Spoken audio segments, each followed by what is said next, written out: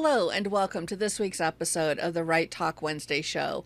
I'm Kit Kaelster, your host, and if you're watching me on YouTube, you may notice that there's no video. This week is a podcast-only episode where I am going to talk about my Changeling Press release, 8-Second Magic, and in a more broader sense, why I returned to writing for a publisher after being self-published for probably over 10 years, and what made me choose to do this and why I chose this particular publisher. So thanks for being here. Let's get started with this week's Right Talk Wednesday.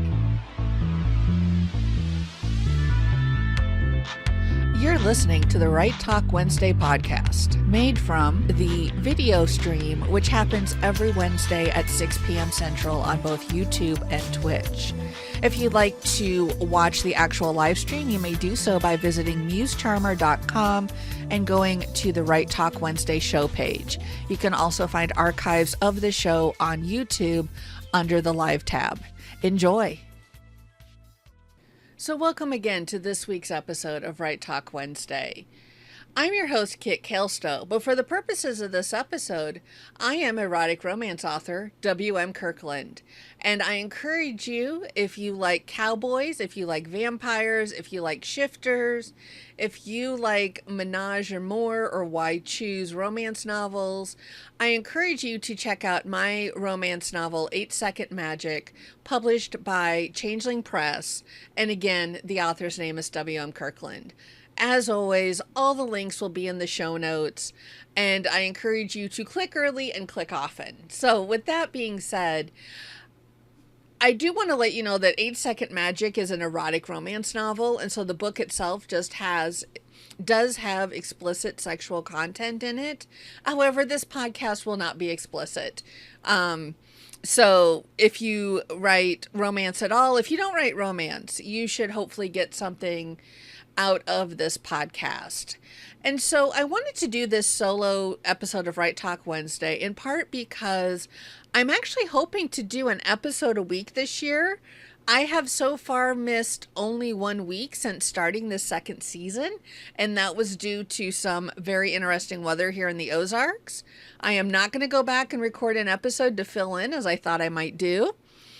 And so because of that, you're going to probably get more solo episodes from me, although I am always interested in interviewing authors. If you are interested in being an author guest on Right Talk Wednesday, I do encourage you to head over to our website. Again, it's in the show notes, and reach out to us or just hit me up on social media.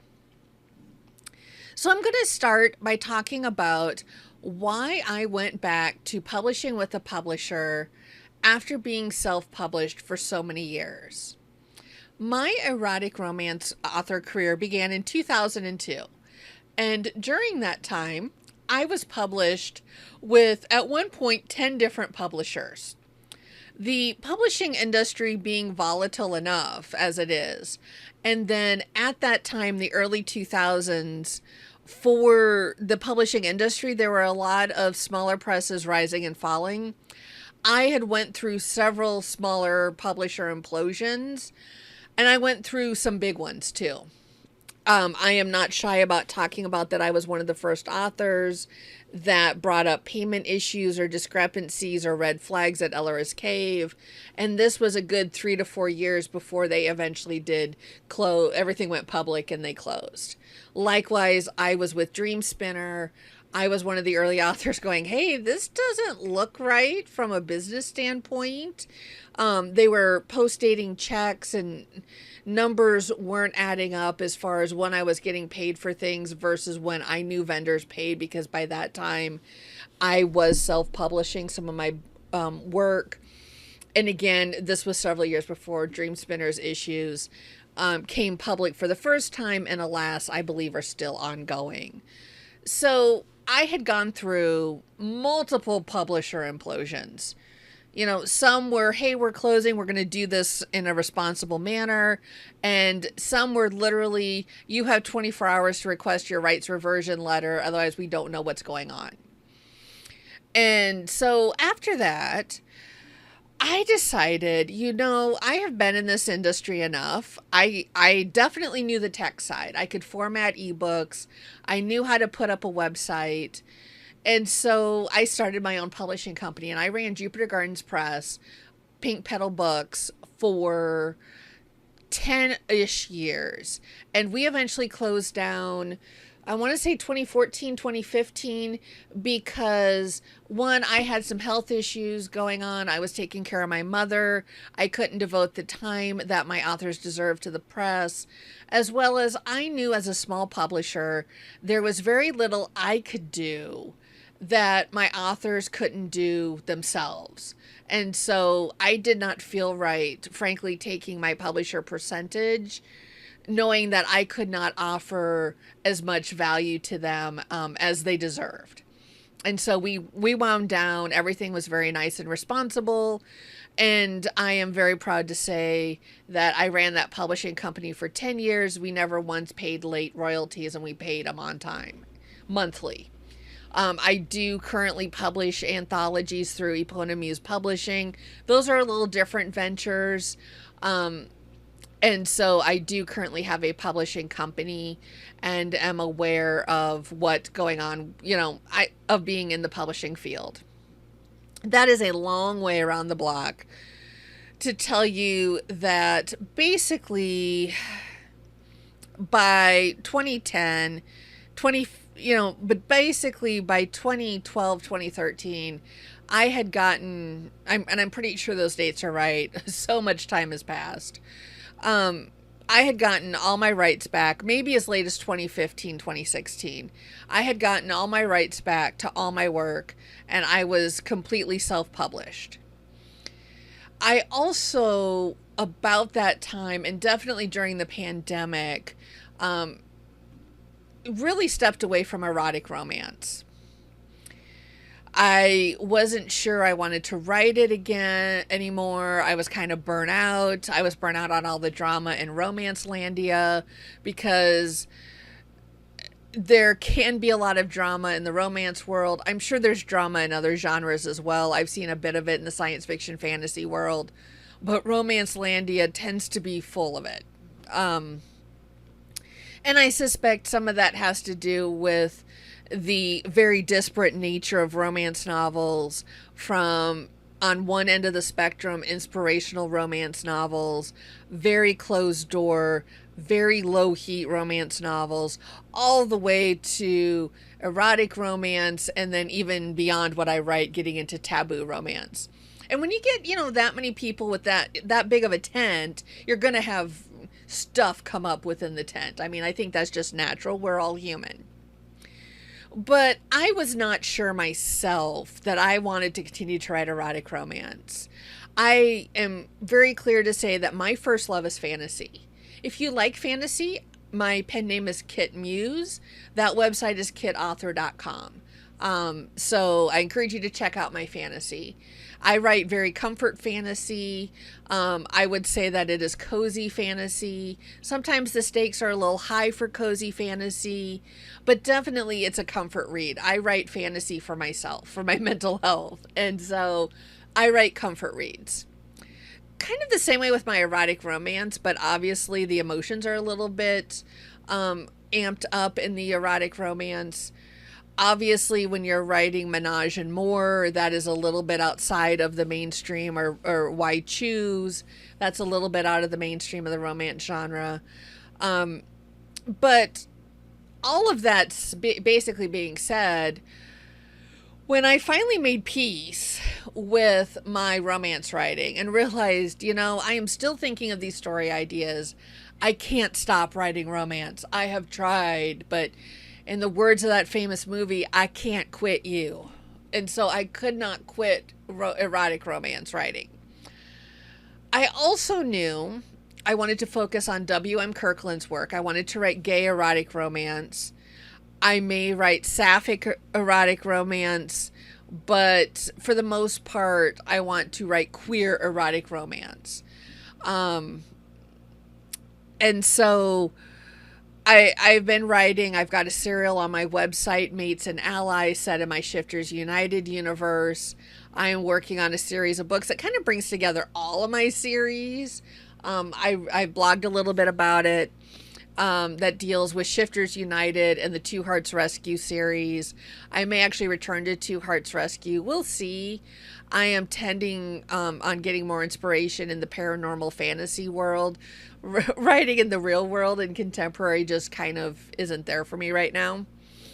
And so I also knew that my reach on my own, especially because of dealing with being a full-time student in grad school, as well as my job situation and my health situation, my marketing social media game is probably not what it should be, and I'm fine with that.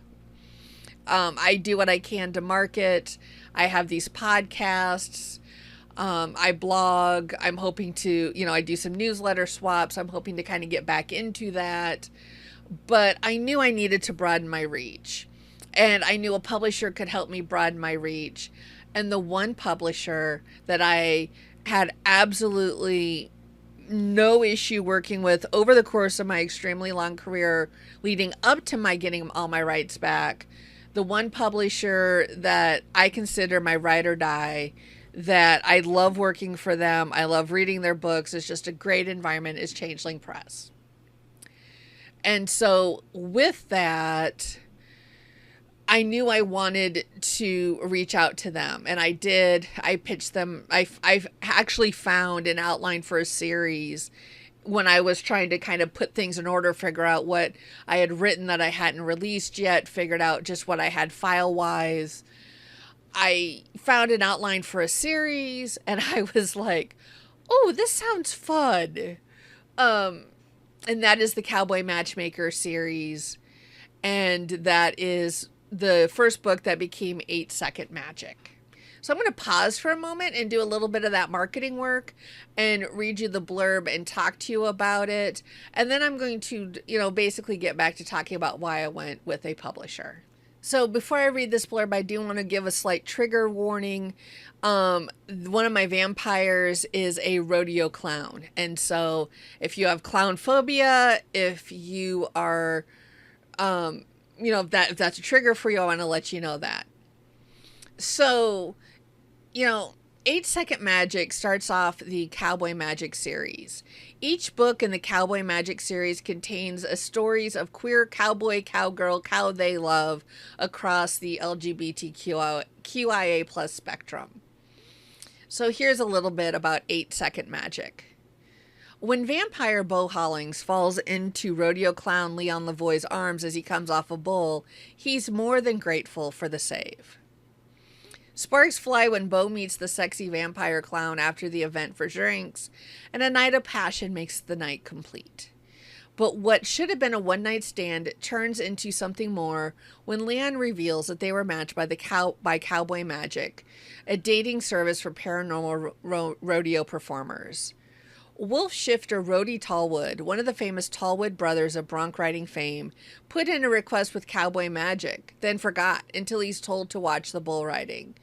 Now he's got to juggle not one, but 2 vampire mates, as well as his brother's displeasure, because the 3 of them together are magic, and each wants their relationship to last a lot more than 8 seconds.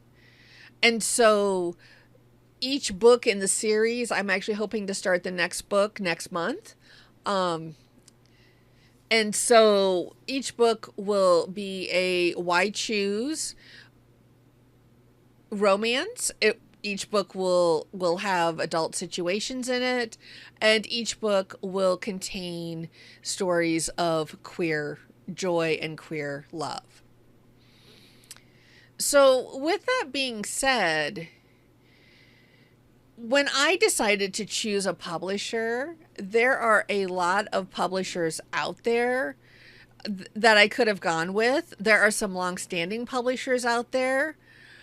But the truth is, the reason why I went back to Changeling is because I had a good working relationship with them. I vibed with them as far as the stories that I write and the stories that they publish. And I knew in all the years that we had worked together that they had always treated me right. Again, good communication, royalties paid on time, no drama, no kerfluffles. Everything seemed very good. And I went back to the publisher because I knew they could help me reach readers that W.M. Kirkland especially probably would have difficulty reaching, because that pen name had gotten, prior to my taking a hiatus from erotic romance writing, that pen name had gotten limited airtime. That pen name was pretty specific. That backlist is pretty old. I am working on getting all of that backlist up on my website, spicyebooks.com. But, W.M. Kirkland never even had a website for his own. And so that, I think, really spoke to, I wanted an established publisher. I wanted a publisher that had groups of readers that, were familiar with it, that were on its marketing list, that could help me reach people. And frankly, I didn't want to deal with a new to me publisher, because the track record of publishers that I've experienced has not been very good. And so I didn't want to get involved in somebody. It's a lot of work. It's very stressful when a publisher implosion happens. And so I didn't want to get into a situation where I had an extensive backlist with somebody and they did me wrong and things kind of blew up, because I have been there, done that. And at this point in my career, and at this point, frankly, with as much stuff as I'm juggling, I didn't want to have to deal with that again. That's why I self-published.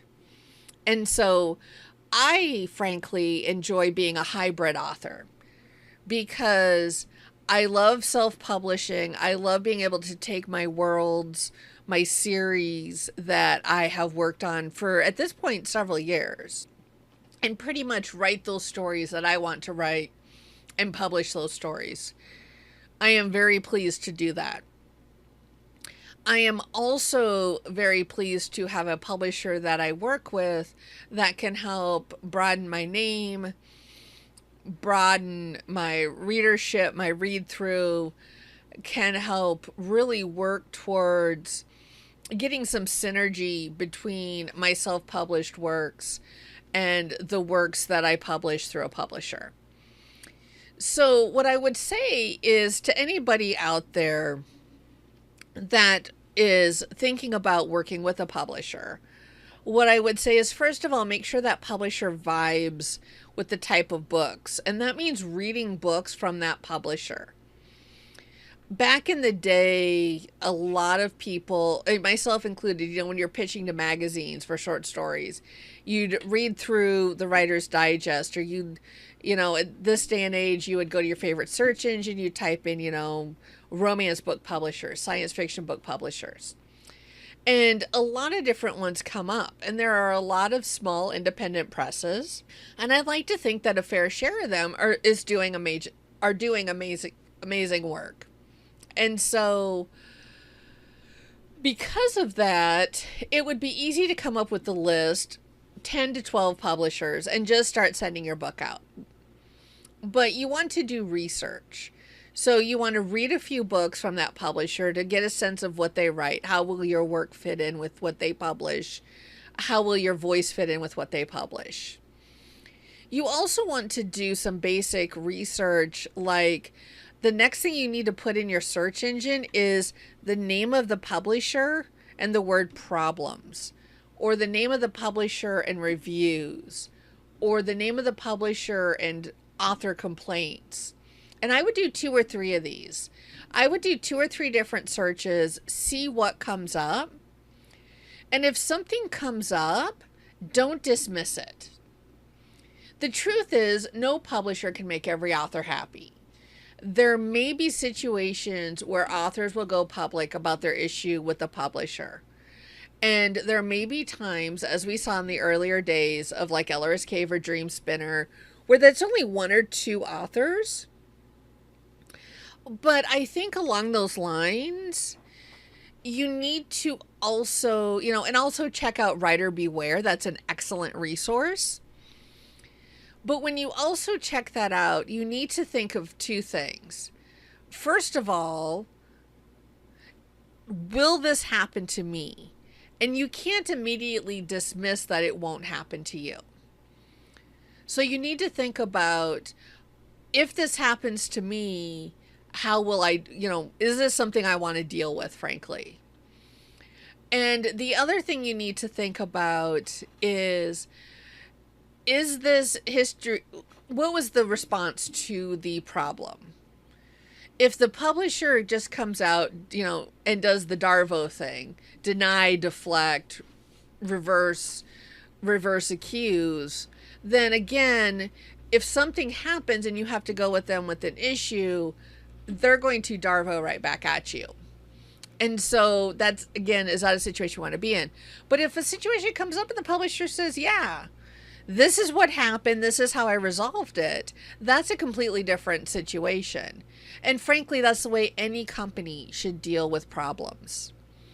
So I want this podcast to be educational. I could just sit here and talk about my book for half an hour and promote my book for half an hour.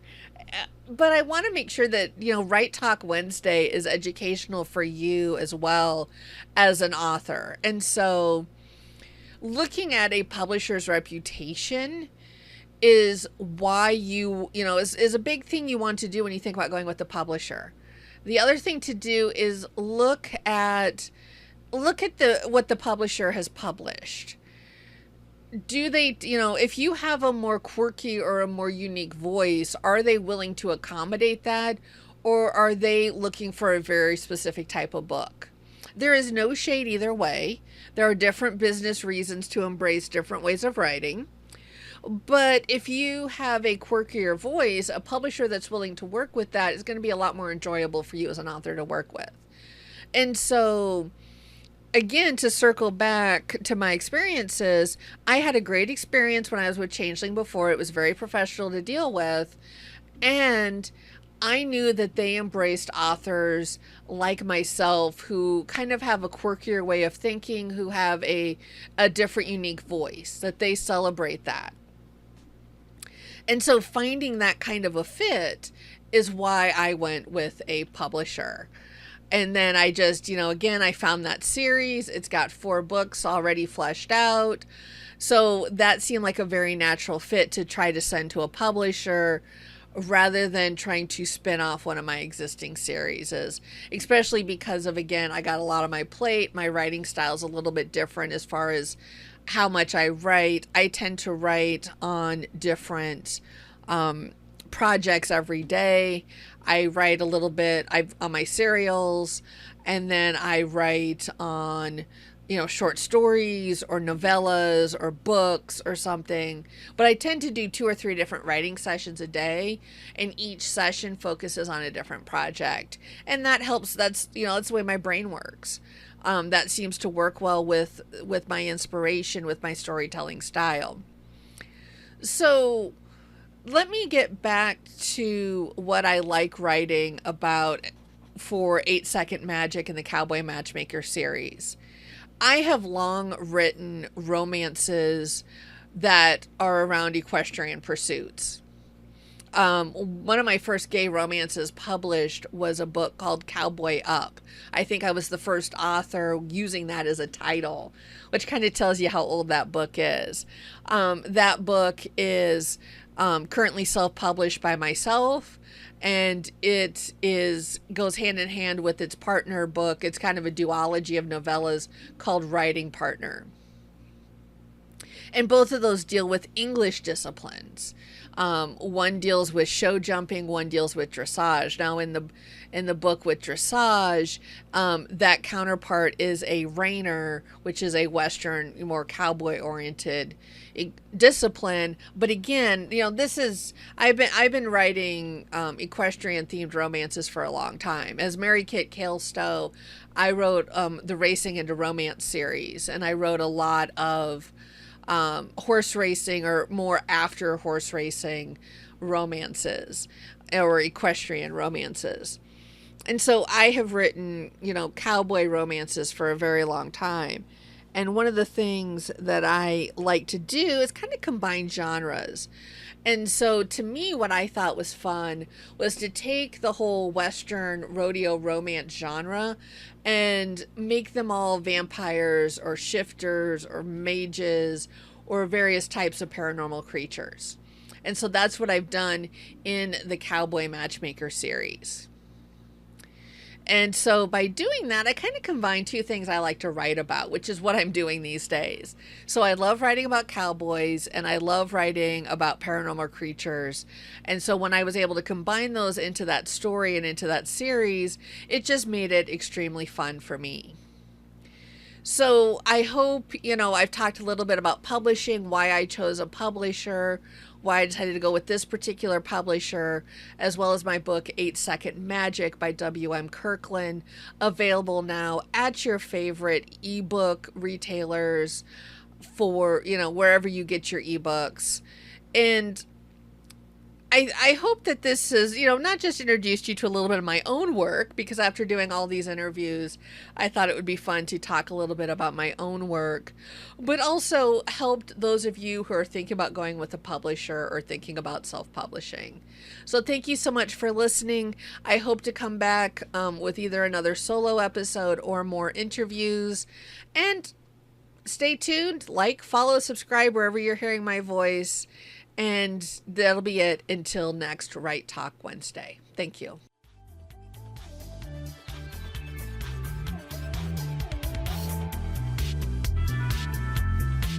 You've been listening to the Right Talk Wednesday podcast, taken from the live streams hosted on Twitch and YouTube every Wednesday at 6 p.m. Central. The music you're hearing is Light It Up from Purple Planet Music. Learn more at purple-planet.com. To subscribe to our show, to subscribe to this podcast at any of your favorite outlets, please visit MuseCharmer.com. You can subscribe to a feed of all shows or just the Right Talk Wednesday show. Either way, we appreciate your support. Don't forget to like and follow us on Twitch, YouTube, Facebook, and Instagram. And if you are so moved, we would love it if you would go to our Ko-fi and drop us a little donation. The links are in the footer at MuseCharmer.com. Thank you so much for listening, and we'll talk to you next time. That book is currently self-published by myself, and it goes hand in hand with its partner book. It's kind of a duology of novellas called Writing Partner. And both of those deal with English disciplines.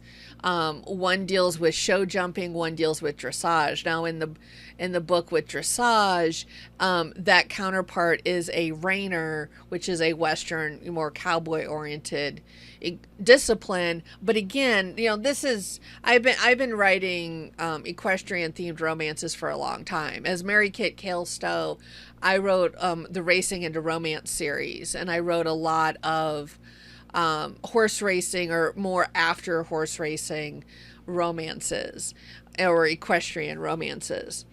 And so I have written, cowboy romances for a very long time.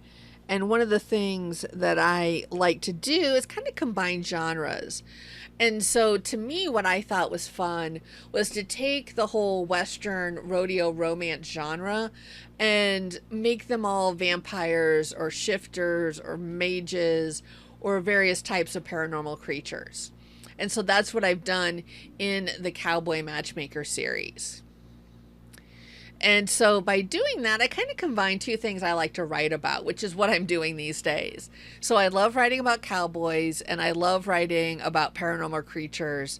And so when I was able to combine those into that story and into that series, it just made it extremely fun for me. So I hope, I've talked a little bit about publishing, why I chose a publisher, why I decided to go with this particular publisher, as well as my book 8-Second Magic by W.M. Kirkland, available now at your favorite ebook retailers for, wherever you get your ebooks. And I hope that this has, not just introduced you to a little bit of my own work, because after doing all these interviews, I thought it would be fun to talk a little bit about my own work, but also helped those of you who are thinking about going with a publisher or thinking about self-publishing. So thank you so much for listening. I hope to come back with either another solo episode or more interviews. And stay tuned, like, follow, subscribe wherever you're hearing my voice. And that'll be it until next Right Talk Wednesday. Thank you.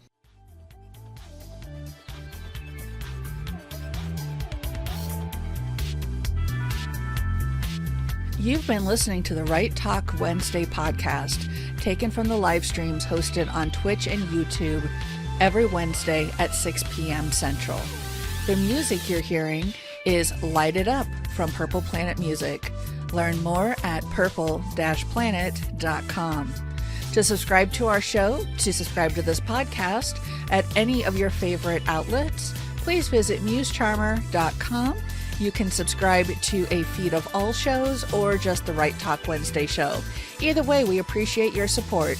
Don't forget to like and follow us on Twitch, YouTube, Facebook, and Instagram.